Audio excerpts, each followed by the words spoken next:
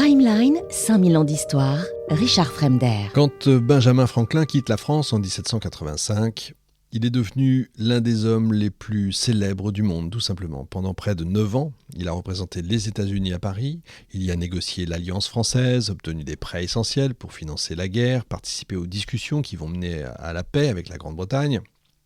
Mais son influence dépasse largement la seule diplomatie, parce que Benjamin Franklin ne s'est pas contenté de servir son pays. Il a contribué à façonner l'image et l'identité de la nouvelle nation. Dans les salons parisiens, son apparence intrigue. Contrairement, je vous le disais, aux ambassadeurs européens couverts de broderies, de rubans, de perruques poudrées. Benjamin Franklin se présente avec une simplicité presque provocante. Un habit brun, des lunettes, les cheveux naturels, souvent ce célèbre bonnet de fourrure qui devient l'un de ses symboles.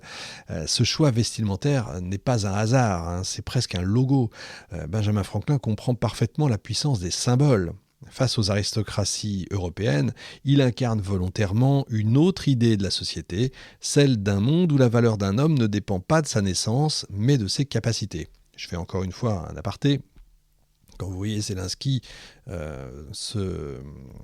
passer de capitale en capitale, regardez la façon dont il est habillé, c'est pas neutre non plus. Tout ça est symbolique. Aux yeux de nombreux Européens, il devient donc le représentant d'une nouvelle civilisation, si vous voulez. Certains Français vont jusqu'à croire qu'il appartient à la secte des Quakers, admiré pour sa simplicité, son pacifisme. Mais lui, il ne cherche pas vraiment à corriger cette impression. Ça renforce en fait l'image d'un homme vertueux, détaché du luxe et animé uniquement par un idéal moral. C'est fort quand même, parce que derrière cette image se cache quand même une réflexion politique profonde. Benjamin Franklin appartient à une génération de penseurs qui s'interrogent sur la nature de la société moderne. Au XVIIIe siècle, l'Europe est encore dominée par des structures anciennes, monarchie héréditaire, privilèges aristocratiques, hiérarchie sociale rigide. Les colonies américaines offrent une expérience, celle, différente. Dans ces sociétés relativement nouvelles, on va dire, les distinctions sociales sont moins figées. Les commerçants, les artisans, les entrepreneurs occupent une place centrale. Benjamin Franklin lui-même vient de ce milieu qu'il appelle celui des middling people, les classes moyennes actives. Pour lui, ces hommes et ces femmes constituent la véritable force d'une nation. Vous voyez la différence déjà d'état d'esprit dès le départ. On comprend mieux, encore une fois aujourd'hui. Et contrairement à certains de ses contemporains européens, Benjamin Franklin ne croit pas que le pouvoir doive appartenir aux aristocrates ou aux grandes familles. Parce que c'est vrai que si on lit, par exemple, Voltaire, c'est l'opposé exact de Benjamin Franklin. Il pense que la stabilité politique, Benjamin, repose sur des citoyens indépendants, travailleurs et instruits. Toute sa vie témoigne encore une fois de cette conviction. À Philadelphie, bien avant la Révolution, il avait déjà créé des institutions, vous vous souvenez, destinées à renforcer la vie civique. Donc, je ne vais pas revenir dessus. Et chacune de ces initiatives repose sur une idée simple, encore une fois, les citoyens doivent s'organiser pour améliorer leur propre société. Encore une fois, la différence d'un Voltaire qui ne croit pas au peuple, qui ne veut pas que le peuple prenne le pouvoir, surtout pas. Franklin appelle ça faire le bien, lui. Dans l'un des ouvrages qui l'ont marqué dans sa jeunesse, il avait découvert cette idée que l'homme vertueux, c'est celui qui contribue activement au bien commun. Il en fera un principe constant de son action. Et cette vision repose sur un lien essentiel, celui qui unit la vertu privée et la vertu publique. Pour Benjamin Franklin, un bon citoyen, c'est d'abord un individu discipliné dans sa vie personnelle, travailleur, honnête, économe, responsable. Ces qualités ne sont pas seulement utiles pour réussir dans les affaires, elles constituent aussi le fondement d'une société qui est libre. Une démocratie, selon lui, ne peut fonctionner que si ses citoyens possèdent ces vertus. Cette idée va devenir l'un des piliers de la culture politique américaine. Contrairement aux monarchies européennes où l'ordre social repose sur la tradition et l'autorité, la République américaine doit s'appuyer sur la responsabilité individuelle. Et Franklin incarne parfaitement ce modèle. Il est l'exemple même du self-made man, l'homme qui s'élève par son travail et par son intelligence. Parti de presque rien, il devient l'un des esprits les plus influents de son temps. Sa vie prouve que l'ascension sociale est possible dans une société ouverte. Quand j'ai fait l'émission sur John Adams, l'autre grand père de la nation américaine, père fondateur, c'est la même chose. Vous avez les mêmes... Alors, une origine moins modeste, mais le même type de fil rouge, si vous voulez. Mais il est, Benjamin, également conscient des dangers de cette nouvelle société. Il sait que la recherche du succès matériel peut parfois conduire justement à l'égoïsme ou la superficialité. Il n'a pas tort, hein. Certains critiques de son époque vont lui reprocher d'ailleurs de promouvoir une morale trop pratique, trop centrée sur l'utilité et la réussite. Et d'ailleurs, lui-même, il reconnaît cette tension. Toute sa vie, il va tenter de concilier plusieurs aspirations, la richesse et la vertu, la réussite personnelle et le service public, l'ambition individuelle et le bien commun.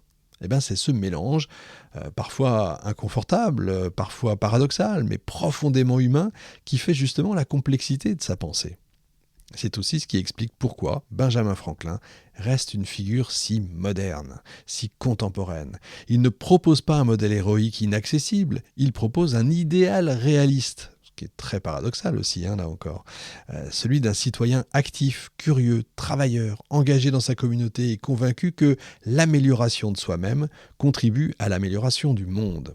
Ce qui nous paraît totalement incroyable à nous, aujourd'hui, une civilisation qui est très centrée sur le... je ne vais pas être méchant, sur le moi-même, c'est-à-dire sur l'individualité, l'individualisme. Il n'y a plus tellement de volonté de travailler pour la communauté. Et donc, à travers sa vie, à travers ses écrits, Benjamin Franklin contribue à définir un type humain nouveau, un homme libre dans ses idées, autonome dans son travail, responsable dans la cité. Autrement dit, l'homme d'une société démocratique. Et c'est peut-être ça, sa plus grande invention. Benjamin Franklin n'a pas seulement contribué à l'indépendance des États-Unis, il n'est pas seulement un des pères fondateurs, il a contribué à inventer le modèle culturel et moral sur lequel la nation américaine allait se construire. Et en ce sens, Benjamin Franklin n'est pas seulement l'un des pères fondateurs de l'Amérique, il en est aussi d'une certaine manière l'archétype. Et pour terminer, quand il meurt à Philadelphie en 1790, il a 84 ans, sa disparition provoque une émotion que vous imaginez considérable. Des dizaines de milliers de personnes assistent à ses funérailles. L'Assemblée nationale française décrète 3 jours de deuil en son honneur, un hommage exceptionnel rendu à un citoyen étranger quand même. Ce respect immense ne tient pas seulement à ses succès politiques. Il a participé à tous les grands moments de la naissance des États-Unis. Il a signé la déclaration d'indépendance en 1976. Il a obtenu l'Alliance française qui a permis la victoire contre l'Angleterre. Il a participé aux négociations du traité de Paris en 1783 qui reconnaît officiellement l'indépendance américaine. Et à la fin de sa vie, il siège encore à la Convention de Philadelphie qui rédige la Constitution des États-Unis. Il y a quand même peu d'hommes qui ont été présents à autant de moments décisifs. Mais réduire Benjamin Franklin à un simple acteur de la Révolution américaine, ce serait quand même assez insuffisant. Sa véritable importance, vous l'avez compris, est plus profonde. Il appartient à cette génération d'hommes des Lumières qui croient au progrès humain. Ils croient en l'homme. Ils pensent que l'éducation, la science, la raison et l'organisation collective peuvent améliorer la condition humaine. Dans cette vision du monde, l'histoire n'est pas une répétition immuable du passé. Elle peut être transformée par l'action des hommes. Et ça me fait plaisir, ça me plaît, ça. Vous vous en doutez, toute la vie de Benjamin Franklin illustre cette conviction. Il invente, il expérimente, il écrit, il organise, il fonde des institutions. Il croit que les citoyens peuvent améliorer leur société par leur intelligence et par leur coopération. Il voit dans la diffusion du savoir et dans l'engagement civique les bases d'un monde meilleur. Mais il apporte aussi quelque chose de nouveau. Contrairement à beaucoup de philosophes européens, il ne se contente pas de réfléchir aux idées. Lui les met en pratique. Il applique les principes des Lumières dans la vie quotidienne, dans les institutions qu'il crée, dans les associations qu'il organise, dans les réformes qu'il propose. Chez lui, la philosophie devient action. Et c'est peut-être là que se trouve la clé de son influence. Il incarne l'émergence d'un type humain nouveau, celui de l'homme moderne, capable de s'inventer lui-même. Un homme qui ne doit ni sa position ni à sa naissance, ni sa légitimité à une tradition ancienne, mais à son travail, à son intelligence et à son utilité pour la société. Ce modèle va devenir l'un des fondements de la culture américaine. Dans ce monde nouveau, la réussite individuelle n'est pas un privilège réservé à quelques-uns. Elle devient un idéal accessible à tous. L'individu peut progresser, apprendre, entreprendre, participer à la vie publique et contribuer au bien commun. Et en quelque sorte, Benjamin Franklin incarne cette promesse. Il est l'exemple vivant d'une société où on peut partir de l'atelier d'un artisan, se retrouver à négocier avec des rois, où un apprenti imprimeur peut devenir savant, diplomate et fondateur d'une nation. C'est pourquoi son destin dépasse largement celui d'un simple homme politique.